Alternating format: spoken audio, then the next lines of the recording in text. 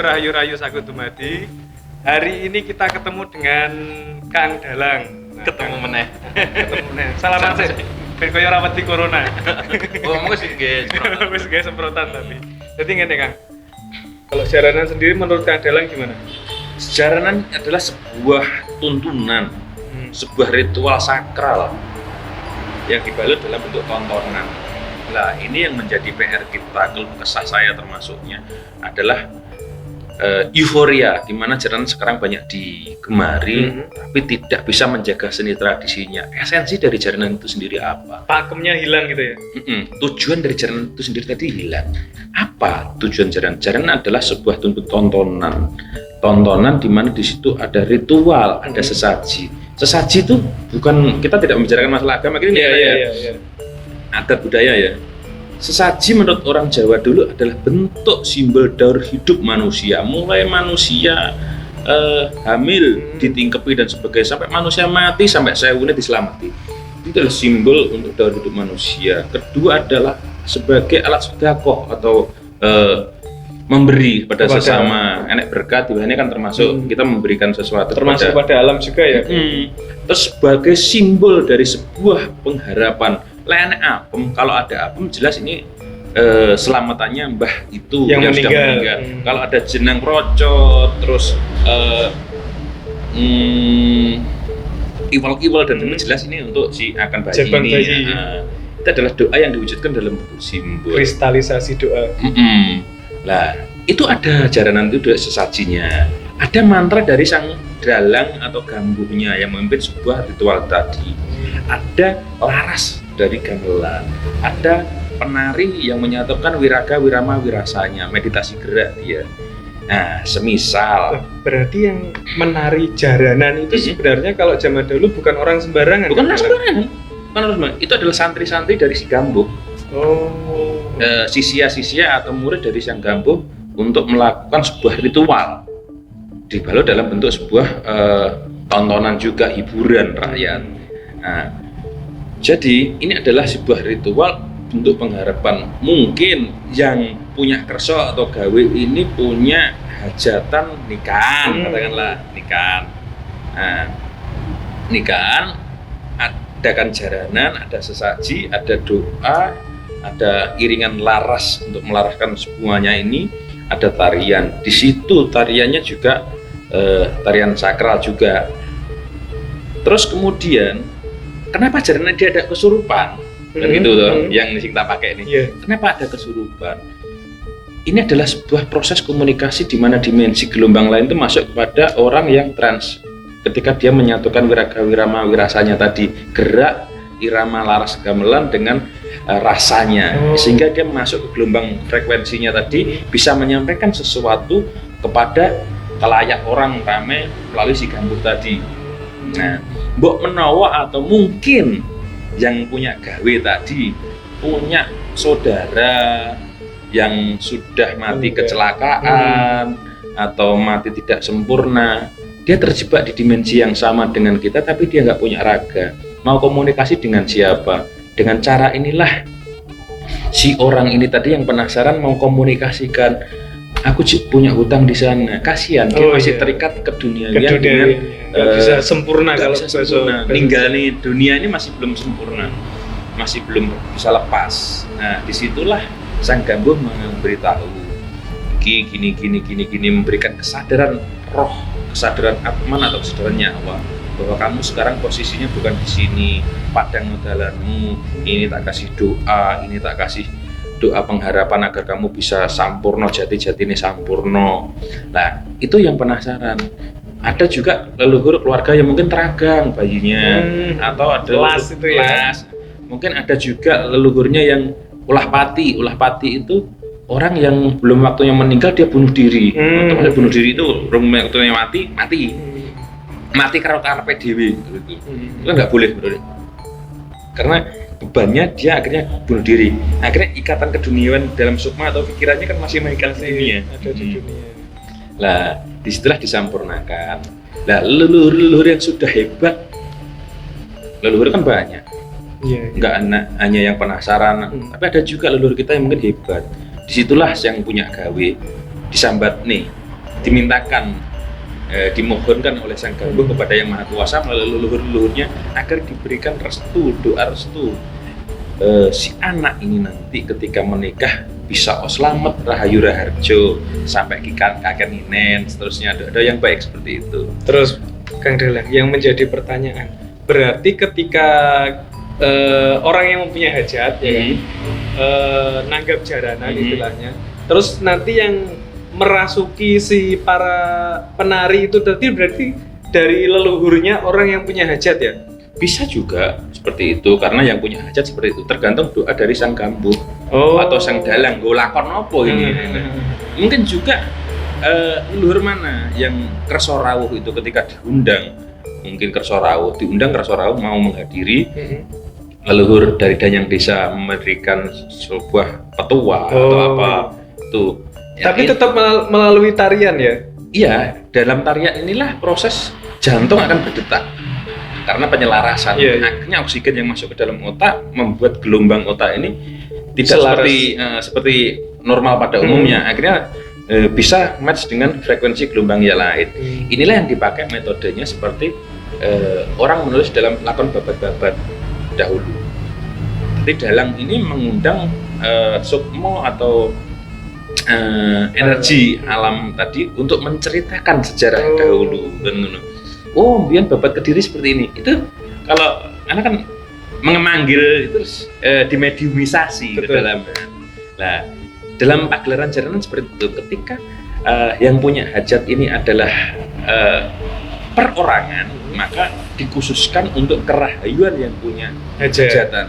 Jadi tugas berat dari seorang gambuh dan pelaku jaranan adalah belajar ngonceki rasa tadi. Tidak sekedar iso mecut, tidak sekedar hanya bisa berdoa, tidak sekedar mengundang dan mengembalikan, tapi intinya adalah meminta kerahayuan. Makanya gambuh itu setidaknya pasti punya pegang pangruatan. Ilmu pangruatan untuk merawat, untuk memayu hayuning bawono tadi. Nanti di situ ada Raja Kelocokro, Wajangan Kelocokro, Carakan Balik sampai terakhir justru sapon untuk mengresihi. Itu biasanya dipegang oleh Dalang Kondobuwono, Dalang Sejati, turun dalang. Lah kebetulan dulu saya pernah dengar dari kakek ajaran itu. Tapi untuk sekarang sudah bergeser Kang Dalang ya? Nah, itu yang menjadi beban berat saya. Yang cukup memprihatinkan gitu maksudnya. Gimana tanggung jawabnya ketika untuk pelestarian ini tak rasa masih agak kurang, maaf ya, justru seperti itu, agak kurang.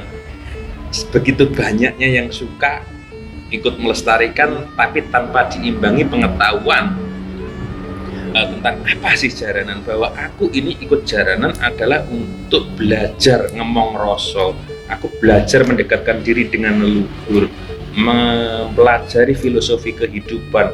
Apa sih sesaji ini artinya? Apa sih arti sesaji ini? Berarti harusnya para penari jaranan itu tahu kan dalangnya.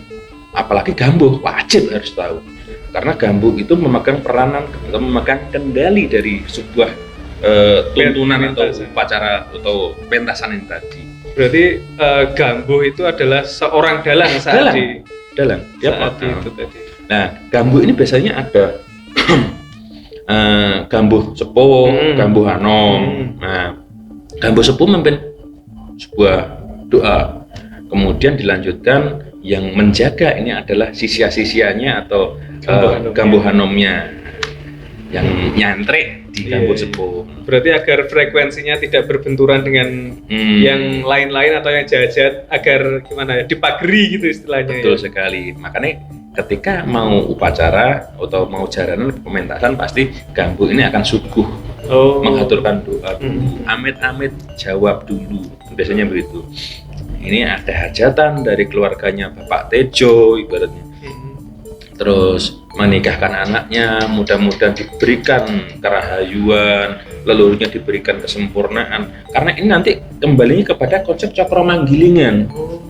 Iya, ketika kita mendoakan menyempurnakan leluhur kita, leluhur sing penasaran, sukmone sing sik ngumboro, sing sik lelono, terus kembali kepada yang sukmo kawekas, maka frekuensi gelombang atau pengayoman kepada anak cucu yang mendoakan ini akan terjalin kembali. Kita yang masih hidup punya raga, mendoakan yang sudah tak punya raga, beliau sampurna, cahaya suci pengayomannya akan turun, mungkin melalui anak cucu kita nanti genti memuliakan kita. Jadi ini suatu proses kan gitu. Nah, perlu diingat juga bahwa dalam hal jaranan ini ada sebuah pamarisudo atau penguruatan leluhur, termasuknya memberikan kerahayuan, mendoakan si yang punya hajatan, mungkin leluhurnya yang bapak, ibu, mbah, buyut dan seterusnya, kembali kepada konsep alam Linggayoni tadi, bahwa Linggayoni merah putih bapak ibu itu adalah Gusti Allah Katon, Pangeran Katon, Gusti Maujud. Beliau ada karena makanan, kalau nggak makan semesta tadi, bahwa makanan tercipta karena proses alam tadi. Berarti yang mengukir jiwa raga kita adalah proses alam tadi. Leluhur alam inilah yang kita sebut leluhur sejati. Itu menurut saya kembalinya kan gitu. Terus Kang Dalang, ini ngomong-ngomong masalah jaranan kan nggak lepas dari ini ya, apa ini namanya barongan. Nah, kalau menurut filosofinya sendiri itu gimana, Kang Dalang? Apakah barongan ini adalah mewakili sebuah nafsu 4 itu atau ada lagi? Itu banyak versi kembali. Banyak versi ya. Jadi ada yang mengatakan bahwa kepang ini lambang nafsu, lambang hawa nafsu manusia harus dikendalikan. Terus cemeti samandiman yang dipegang sang Tubagus Putut atau Pujangga Anom ini sebagai kendali pikiran, seperti itu. Terus ini naga Pertolo itu adalah lambang dari kekuatan tubuh Kundalini yang ada di dalam tubuh. Ini gerakannya kalau nggak ditata akan menjadi liar. Kekuatannya tapi luar biasa.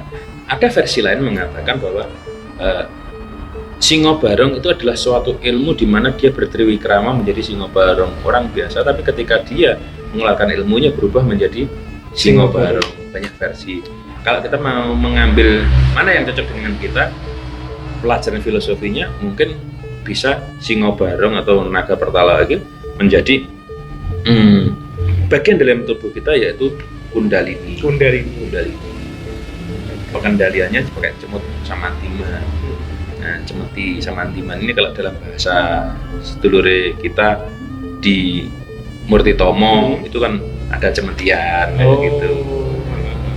Jadi ada cemeti samantiman yang ada dalam tubuh kita menurut dulur-dulur kita Murtitomo. Kalau kuda lumpingnya itu yang ditumpak, ditumpak itu ya, itu berarti filosofinya adalah nafsu 4 perkara ini. Jadi kadang-kadang ada kepang merah, ada kepang putih, kepang hitam, seperti itu. Seperti halnya saudara kita, kalau kita bisa ngomong, bisa baik, bisa menyatu dengan tunggangan kita, akan bisa tujuan gitu. Kalau itu tadi apa? Yang 4 perkara itu tadi berarti seperti dikatakan sama orang-orang sepuh itu apa ya? Amarah, aluama, subia, gitu, dikendalikan. Lah, celeng serenggi sendiri kadang-kadang orang menyimpulkan bahwa itu adalah nafsu angkara murka, nafsu apa ya, saenake dhewe dan sebagainya. Diyu itu ya. Diyu. Buto. Karena ada kata-kata pangruwating diyu, pangruwating buto. Kalau kita bisa mengendalikan semua akan Murwakala itu tadi. Terus yang perlu, ini mungkin unek-unek saya ya sebagai pelaku jaranan. Ya, gimana kalau kesah saya, Bu Ayu Toyo belajar kembali gitu ya. Walaupun tidak sebaik ilmunya orang-orang dulu, setidaknya kita memahami bahwa kita melakukan sebuah tradisi melanjutkan tradisi dengan baik. Pelajarilah nilai filsafatnya, nilai-nilai apa yang terkandung di dalamnya. Seperti kita mencintai keris, jangan memandang keris ini kleniknya, jangan memandang keris ini ada jinnya dan sebagainya, tapi filosofatnya, keindahannya, ajaran apa yang terkandung di dalamnya. Begitu juga dengan jaranan. Itulah hebatnya leluhur kita dulu, menciptakan sebuah karya seni dibalut upacara dalam bentuk karya seni seperti itu, luar biasa. Apa arti sesaji, apa artinya menyan, apa artinya Oh banyak, itu kalau dikupas luar biasa. Terus Kang Dalang, kalau zaman dulu ya, menurut jenengan apakah ada juga yang apa ya, kayak makan ayam hidup-hidup, makan ular hidup-hidup gitu? Kan yang terkenal, yang paling terkenal dari jaranan itu adalah makan beling. Nah itu gimana kalau menurut jenengan? Itu bisa juga karena manusia itu ketika sudah di luar nalarnya, di bawah alam bawah sadarnya, dikendalikan alam bawah sadarnya, kekuatannya luar biasa. Seperti Kundalini tadi itu. Itu kekuatannya luar biasa. Tanpa ada bantuan kita kerasukan pun, kalau kita bisa mengendalikan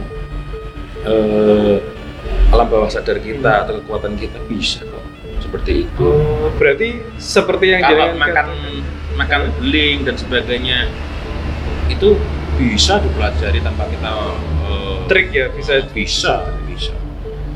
Jadi ada sesuatu yang tidak bisa kita pikirkan di luar nalar, ada, tapi ada juga yang memang itu dilakukan karena pengetahuan kita. Beling seperti itu kita makan pun tidak apa-apa, asalkan kita tahu teknik mengunyahnya, kan seperti itu. Jadi rasa nggawe kesurupan dan sebagainya bisa seperti itu. Jadi siapa yang membuat kita trans atau kesurupan? Apakah golongan ini toh? Tidak, semuanya bisa ketika gelombang kita sama selaras gitu ya. Selaras, dan kita membuka diri untuk menerima sinyal untuk mau kesurupan gitu. Berarti tanpa kita mempersilahkan untuk masuk, mereka nggak bisa masuk. Bisa juga seperti itu. Ibarat aku punya rumah, pintuku tak buka, pintuku tak tutup, itu kan tergantung dari kuatnya pintu kita juga. Dari kuatnya pintu juga ya. Walaupun di sini nyaman sama dengan di luar, tapi kalau pintu kita tertutup rapat, itu mau masuk juga nggak bisa. Kita kunci kok. Iya. Ya, itu kembali kepada kepasrahan kita kepada Tuhan yang Maha Kuasa. Ketika saya menata nafas saya, ketika saya mengkonsentrasikan pada gelombang tertentu, saya mengharapkan frekuensi gelombang ini, alam ini, ketemu dengan ini, kita panggil, woi sini yo, ibaratnya kan seperti itu. Kita buka pintunya. Bisa ya? Bisa juga kan gitu. Sementara gitu dulu Kang Dalang, semoga pertemuan kita, sharing-sharing kita kali ini bermanfaat bagi semuanya. Tentunya bagi teman-teman subscriber Kang Dalang dan juga Viper Kediri. Matur sembah nuwun. Mas Raka Viper Kediri bisa nyambung meneh suwi lek dibandingkan dengan YouTube Mas Raka, narasumber sing luar biasa hebat-hebat. Saya cuma bocah wingi sore. Mudah-mudahan pola pikir ini bisa diterima. Ade gak sang ngoyak pengen aku iki keturunane wong iku dunia aku luwih hebat. Aku kudu nglakoni iki ben amrek iku iso duwe indra keenam dan sebagainya. Aku nglakoni iki kudu duwe ilmu mengalir aja. Jadi dilakoni lakune kesusu selaknya apa engko ngenteni apa sing penting mlaku dene hasil iku urusane sing ngejat lombok. Kok enak Kang Dalang iso ngene-ngene, aku gak iso apa-apa kok mlaku. Lelek dulur-dulur pengen kaya narasumber Mas Viper sing liya pelajari apa sing didhawuhi iku. Tapi pesene Kang Dalang ora sak ngarepne sing luar biasa pokoknya dilakoni. Ature Mbah Mungin dilakoni dadine apik, ature Mbah Ji dilakoni dadi apik, ature Gus Andi dilakoni dadine apik. Kuwi betul-betul terbecik kok. Nggih, ngoten mungkin Mas Raka. Siap. Donga dinonga muga-muga tansah pinaringan berkas waras Mas Raka, dulur-dulur Viper Kediri, dulur-dulur Kang Dalang. Mbok pilih kula Kang Dalang wonten kirang langkungipun kula nyuwun bumi samudra pangsami. Sura Sudira Jayane Kang Ratso Brasta Allah tekaping Darmastuti Jaya-jaya Wijayati lebur dening pangastuti muga-muga sedulur ke wabeh Viper Kediri Kang Dalang tansah pinaringan berkas waras slamet rahayu raja gampil gangsar nggone golek sadang tedha sarintene sedalune dadi ayu sekabehe tinebena saka bikawas ngala Pancabaya slamet sak saba sabane sak tingkah lakune sak tangi turune Rahayu, Rahayu. rahayu, rahayu. Sun.